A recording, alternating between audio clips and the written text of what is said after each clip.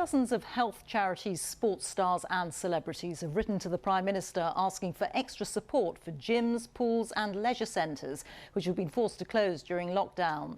The letter warns of the risk of physical inactivity to people's overall health and well-being, and it says that preserving sports facilities will be essential to the national recovery. This report is from our sports editor, Dan Rowan.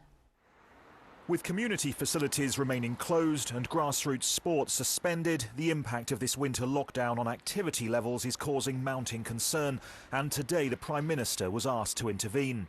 A coalition of more than 50 Olympians, celebrity health champions and charities writing to seek his assurance that gyms, pools and leisure centres are given the fullest possible support to survive, saying they were deeply concerned that thousands were at risk of permanent closure and by a deep drop in activity across all ages and backgrounds. Two of the signatories told me why they'd felt the need to act. I think this is absolutely the perfect storm of a health crisis which will last for generations. This is not a short-term issue. This is something that will impact upon this population for generations to come.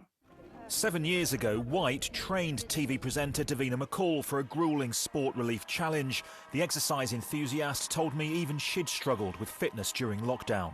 It's a hard time. We're all overeating and, obesity and being overweight. COVID loves that. This is what we're trying to avoid. We've got to get this nation fit, moving, healthy, and making the right choices. And, this is how we're going to do it, through fitness and through education and through people enjoying themselves again. And team sports is so important.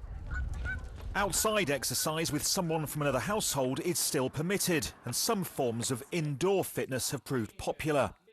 But with experts claiming that for every pound the government spends on physical activity, it gets almost 4 in return, the sector says 100,000 jobs are at risk, with businesses like this missing out on the traditional New Year boost in memberships. Instead, they're empty and shut, along with thousands of sports clubs, leisure centres and swimming pools across the country.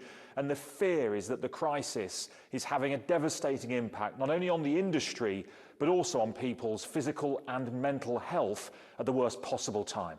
Having that 1 hour away from the kids, away from the family, away from work, where you can just go and release some stress and helps with sleep, and for gyms to just be closed, especially when they're so well controlled in terms of the hygiene, I'd say people's mental health and physical health has took a massive hit.